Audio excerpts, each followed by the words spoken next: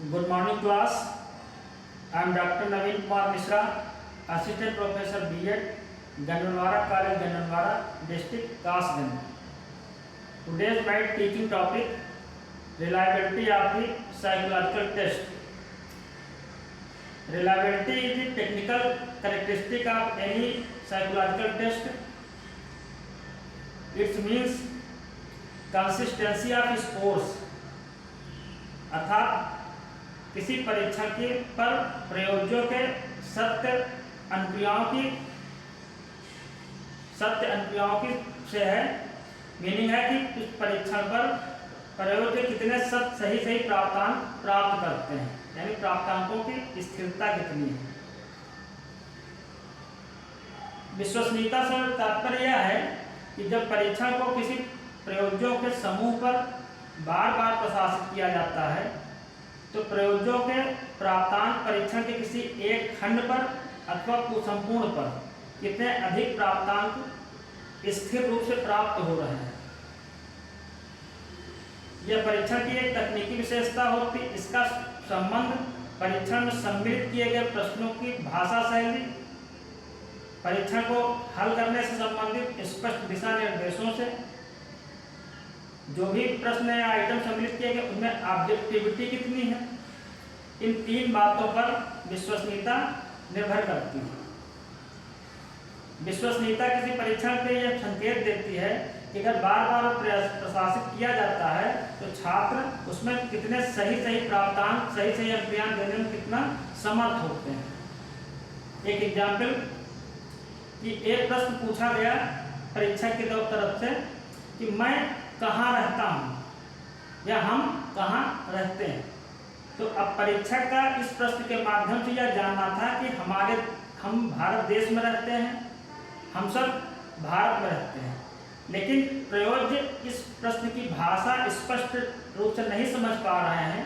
वो समझ रहे हैं कि हम अपने घर में रहते हैं, हम पृथ्वी पर रहते हैं, हम भारत के देश में रहते हैं। यानी मीनिंग एक ही प्रश्न पर अलग अलग समय पर प्रयोज्य तीन तरह के रिस्पांस दे सकते हैं। अब गलती प्रयोज्य की नहीं है, प्रयोज्य उस प्रश्न की भाषा से स्पष्ट नहीं हो रहा है कि हमको क्या उत्तर देना है, और प्रयोज्य उस हिसाब से उत्तर दे रहा है।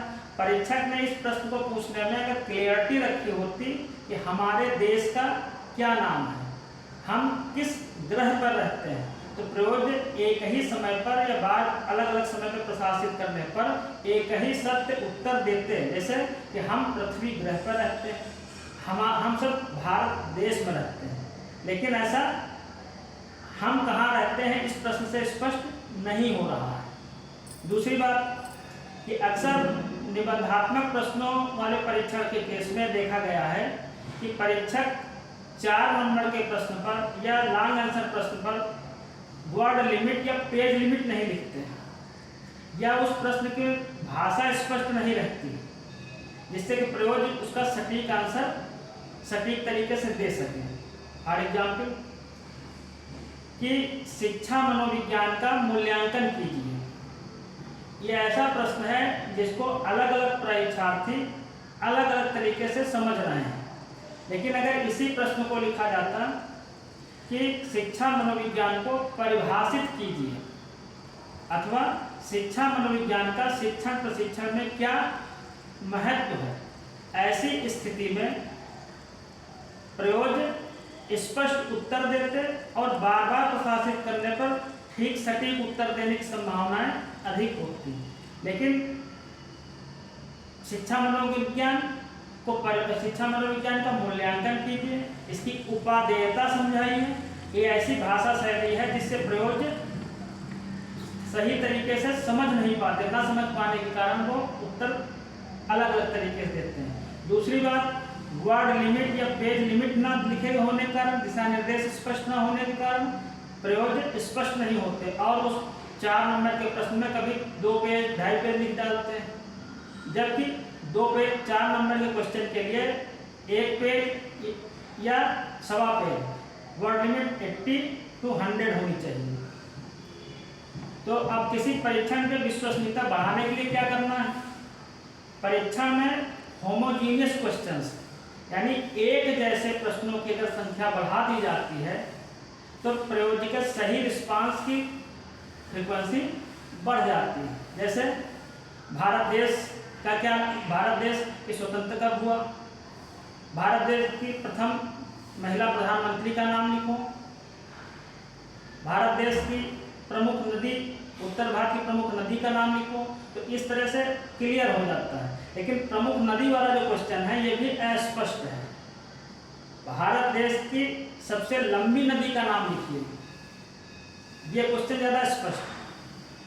प्रमुख नदियों में कोई एक स्पष्ट आंसर नहीं, इसमें भी ट्रू रिस्पॉन्सेस की प्रॉब्लम आ सकती है।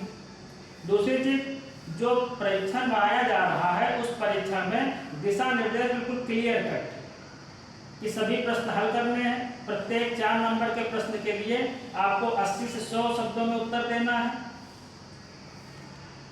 हाँ, विश्वसनीयता ज्ञात करने के लिए जो प्रमुख प्रचलित विधियां हैं उसमें टेस्ट रीटेस्ट मेथड, दूसरा स्प्लिट हाफ मेथड।